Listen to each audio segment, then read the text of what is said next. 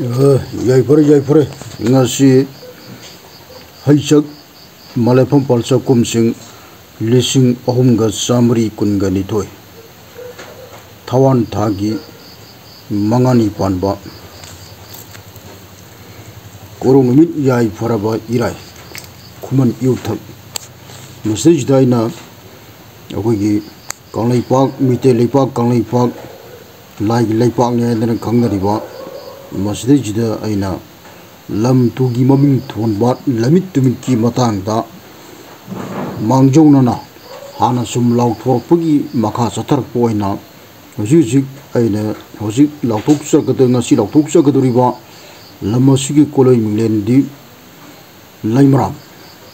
haribo laimram masi karam tongna kayam kuirage thon jiba haibaji masigi matang da ayajik haijarage nanong haisak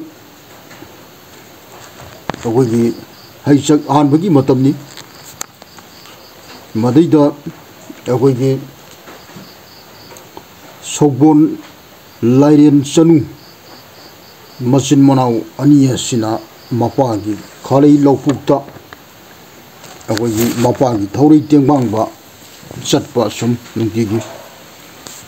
marak marakta julepi ara sajda mapan panthogi khalai lawpukta marung sabu thorai tonga langna khalai lawyan ki lawyan ba luang loinai naha yausa tan bana matamatu da luang loinai naha yausa tan bana amrak hanna hanba hangrabli wangji amra hanna paunglai anrek subona sanau nachin nanauna ngasi koro nongja dasu tengpak kharon hunbabu tengpak masing kaya surabano haibadi jolai kangwadu masing kaya surabagi haibana haina hangbai tar haina hanglare matamatu da sobon lairen saru masin manau anina luang thau loinai naha ya sa tanbo o nangna malem mana loina langkoi sagon thorok pabu langoi khungun kaya surabage nangna hana singthau o aikhoi di momnu nuja oibine asumna pakumlei matamadu da nangkha hana pakumo haidna sanu laiman ningol asina anupi asina hana hairei masajida haina pakumlabada luang loinai naha jausa tanbadi tangja maru lukna pakumbangam chide maramni ngasai mana sagun tonga laibaji kugunji kaya surage na magi hariba nupi ni jina sabon laren chanungani sina lautariba kharei labu asibo yorku matamda nang hek nangi momusana sangai degi agogi sagon thorpagi kugunje kaya surabagi ana mongodu ojalaga buhang paiwari masajida harimarta masida langon sayang thakta tongna pakhumbabu ngamdana thoki e haiba haibadi sajida hariba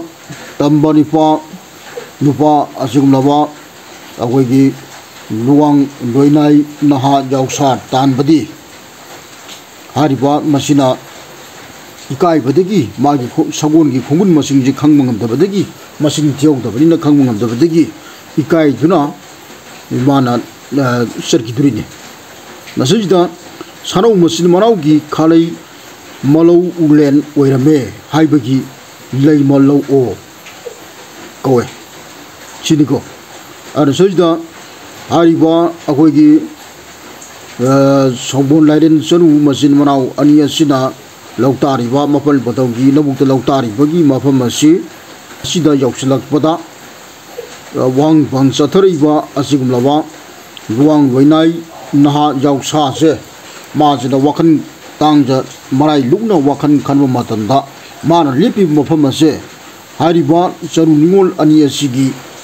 mapagi law asi mogi law oirame haibane ana sajda hariba ꯂꯧꯁꯦ ꯑꯩꯈꯣꯏꯒꯤ ꯅꯨꯄꯤ ꯑꯅꯤꯁꯤꯅ ꯂꯩꯔꯤꯕꯒꯤ ꯂꯧ ꯑꯣꯏꯔꯝꯕꯅꯤꯅ ꯂꯩꯃ ꯂꯧꯑꯣ ꯍꯥꯏꯅ ꯀꯧꯔꯝꯃꯦꯕ ꯂꯩꯃꯔꯧ ꯍꯥꯏꯅ ꯀꯧꯏ ꯑꯗꯨꯅ ꯂꯩꯃꯔꯥꯝꯒꯤ ꯑꯁꯦꯡꯕ ꯃꯃꯤꯡꯗꯤ ꯂꯩꯃꯔꯥꯝ ꯍꯥꯏꯕ ꯅꯠꯇꯦ ꯀꯣꯟꯅ ꯂꯣꯟꯁꯦ ꯊꯩꯊꯔꯛꯄꯅꯤ ꯂꯩꯃ ꯂꯧ ꯍꯥꯏꯕꯅꯦꯕ ꯂꯩꯃ ꯂꯧꯁꯦ ꯑꯃꯨꯛꯁꯨ ꯑꯃꯨꯛ ꯑꯅꯤꯁꯨꯕꯗ ꯀꯧꯔꯤꯕ ꯃꯤꯡꯂꯦꯟꯁꯤꯅ ꯂꯩꯃꯔꯧ ꯍꯥꯏꯅ ꯈꯪꯅꯩꯑꯕ ꯑꯍꯥꯟꯕꯗ ꯂꯩꯃꯔꯥꯝꯒꯤ ꯃꯃꯤꯡꯁꯦ ꯂꯩꯃ ꯂꯧ ꯀꯧꯏ ꯑꯅꯤꯁꯨꯕꯗ ꯂꯩꯃꯔꯥꯝꯒꯤ ꯃꯃꯤꯡꯗꯤ ꯂꯩꯃꯔꯧ ꯀꯧꯏ ꯂꯣꯟꯁꯦ ꯑꯃꯨꯛ ꯁꯝꯖꯟꯕ ꯑꯗꯒꯤ ꯑꯔꯣꯏꯕꯗ ꯂꯩꯃꯔꯥꯝ ꯍꯥꯏꯅ ꯈꯪꯅꯈꯤ ꯑꯁꯤꯅꯤꯀꯣ ꯑꯗꯨꯁꯤꯗ ꯂꯥꯡꯒꯣꯏ ꯁꯌꯥꯡꯊꯛꯇ ꯇꯣꯡꯅ ꯄꯥꯎꯈꯨꯝꯕꯕꯨ ꯉꯝꯗꯅ ꯊꯧꯈꯤꯑꯦ ꯁꯥꯅꯧ ꯃꯆꯤꯟ ꯃꯅꯥꯎꯒꯤ ꯈꯥꯂꯩ ꯃꯂꯧꯂꯦꯟ ꯑꯣꯏꯔꯝꯃꯦ ꯍꯥꯏꯕꯒꯤ ꯂꯩꯃ ꯂꯧꯑꯣ ꯀꯧꯕꯕꯨ ꯂꯩꯃ ꯂꯧ ꯂꯩꯃꯔꯧ ꯂꯩꯃꯔꯥꯝ ꯍꯥꯏꯅ ꯈꯪꯅꯈꯤ ꯁꯤꯅꯤꯀꯣ ꯑꯗꯨꯁꯤꯗ ꯍꯥꯏꯔꯤꯕ ꯂꯥꯡꯒꯣꯏ ꯁꯌꯥꯡꯊꯛꯇ ꯇꯣꯡꯉꯤꯕ ꯑꯁꯤꯒꯨꯝꯂꯕ ꯂꯨꯋꯥꯡ ꯂꯣꯏꯅꯥꯏ ꯅꯍꯥ ꯌꯥꯎꯁꯥꯅ ꯂꯩꯔꯤꯕ ꯃꯐꯝ ꯑꯁꯦ ꯂꯦꯞꯂꯤꯕ ꯃꯐꯝ ꯑꯁꯦ ꯅꯨꯄꯤ ꯂꯩꯃꯒꯤ ꯂꯧ ꯑꯣꯏꯔꯝꯂꯦ ꯍꯥꯏꯕꯒꯤ ꯂꯩꯃ ꯂꯧ ꯍꯥꯏꯅ ꯃꯃꯤꯡ ꯊꯣꯜꯂꯝꯃꯤ ꯂꯣꯟꯁꯦ ꯊꯩꯊꯔꯒ ꯍꯧꯖꯤꯛꯅ ꯂꯩꯃꯔꯥꯝ ꯍꯥꯏꯅ ꯈꯪꯅꯈꯤ ꯃꯁꯤꯅꯤꯀꯣ ꯍꯥꯏꯔꯤꯕ ꯂꯩꯃꯔꯥꯝ ꯑꯁꯤ ꯑꯩꯈꯣꯏꯒꯤ ꯉꯁꯤ ꯉꯔꯥꯡꯗ ꯊꯣꯜꯂꯝꯕ ꯃꯃꯤꯡ ꯅꯠꯇꯦ ꯃꯁꯤ ꯂꯥꯏꯒꯤ ꯃꯇꯝꯗꯒꯤ ꯊꯣꯜꯂꯝꯕ ꯑꯗꯨꯒꯨꯝꯂꯕ ꯌꯥꯝꯅ ꯑꯩꯈꯣꯏꯒꯤ ꯐꯖꯈ꯭ꯔꯕ ꯑꯩꯈꯣꯏꯒꯤ ꯃꯤꯡꯂꯦꯟꯅꯤ ꯑꯁꯤꯗ ꯑꯩꯈꯣꯏꯒꯤ ꯀꯪꯂꯩꯄꯥꯛꯀꯤ ꯃꯤꯇꯩ ꯂꯩꯄꯥꯛ ꯀꯪꯂꯩꯄꯥꯛ ꯂꯥꯏꯔꯩꯄꯥꯛ ꯍꯥꯏꯗꯨꯅ ꯈꯪꯅꯕ ꯂꯥꯏꯔꯩꯄꯥꯛꯀꯃꯥꯏꯅ ꯀꯧꯔꯤꯅꯣ ꯍꯥꯏꯕꯒꯤ ꯃꯇꯥꯡꯁꯨ ꯑꯩꯅ ꯃꯊꯪ ꯁꯨꯝ ꯂꯥꯎꯊꯣꯛꯈꯤꯅꯤ ꯑꯁꯤꯗ ꯑꯩꯒꯤ ꯑꯁꯤꯒꯨꯝꯂꯕ ꯇꯤꯟ ꯍꯥꯏꯕꯗꯤ ꯅꯨꯡꯁꯤꯠ ꯆꯨꯝꯃꯦ ꯑꯍꯨꯝꯅ ꯇꯤꯟꯕ ꯍꯥꯏꯕꯅꯤ ꯑꯁꯤꯗ ꯑꯩꯈꯣꯏꯒꯤ ꯑꯩꯒꯤ ꯇꯤꯟ ꯑꯁꯤꯗ ꯍꯥꯏꯕꯗꯤ ꯌꯨꯇꯨꯕ ꯑꯁꯤꯗ ꯑꯩꯅ ꯃꯊꯪ ꯑꯩꯈꯣꯏꯒꯤ ꯀꯪꯂꯩꯄꯥꯛꯀꯤ ꯃꯤꯌꯥꯝ ꯈꯨꯟꯅꯥꯏꯆꯥꯁꯤꯡꯒꯤ ꯃꯐꯝꯗ ꯑꯩꯅ ꯈꯪꯍꯟꯖꯔꯛꯀꯅꯤ ꯑꯁꯤꯗ ꯑꯁꯤꯒꯨꯝꯂꯕ ꯑꯩꯈꯣꯏꯒꯤ ꯍꯥꯟꯅꯒꯤ ꯂꯩꯖꯔꯝꯕ ꯑꯁꯤꯒꯨꯝꯂꯕ ꯂꯝ ꯑꯁꯤꯒꯤ ꯄꯣꯠꯂꯣꯏ ꯃꯤꯡꯂꯦꯟꯁꯤꯡ ꯑꯁꯤ ꯀꯔꯝ ꯇꯧꯅ ꯁꯦꯝꯗꯣꯛ ꯁꯦꯝꯖꯤꯟ ꯇꯧꯈꯤꯕꯒꯦ ꯍꯥꯏꯕꯒꯤ ꯃꯇꯥꯡꯅꯆꯤꯡꯕꯁꯤꯡ ꯑꯗꯨ ꯑꯔꯤ ꯑꯅꯧꯒꯤ ꯃꯇꯨꯡ ꯏꯟꯅ ꯑꯩꯅ ꯃꯗꯨꯝ ꯈꯪꯍꯟꯖꯔꯛꯀꯅꯤ ꯑꯁꯤꯗ ꯑꯩꯈꯣꯏꯒꯤ ꯏꯁꯥꯒꯤ ꯂꯝꯒꯤ ꯃꯃꯤꯡ ꯑꯁꯤ ꯃꯤꯇꯩ ꯂꯩꯄꯥꯛ ꯀꯪꯂꯩꯄꯥꯛ ꯃꯤꯇꯩ ꯃꯆꯥ ꯑꯃ ꯑꯣꯏꯅ ꯑꯩꯈꯣꯏꯒꯤ ꯂꯝꯒꯤ ꯑꯁꯦꯡꯕ ꯃꯃꯤꯡꯁꯤꯡꯁꯦ ꯃꯁꯤ ꯃꯨꯜꯍꯟꯗꯅꯕ ꯑꯩꯈꯣꯏꯒꯤ ꯈꯨꯡꯒꯪꯗ ꯇꯥꯕꯤꯔꯤꯕ ꯂꯩꯕꯤꯔꯤꯕ ꯏꯆꯤꯜ ꯏꯅꯥꯎꯁꯤꯡꯅ ꯃꯁꯤꯁꯨ ꯑꯩꯈꯣꯏꯒꯤ ꯃꯤꯠꯌꯦꯡ ꯆꯪꯕꯤꯅꯕ ꯑꯩꯅ ꯈꯪꯍꯟꯖꯔꯤ ꯌꯥꯏꯐꯔꯦ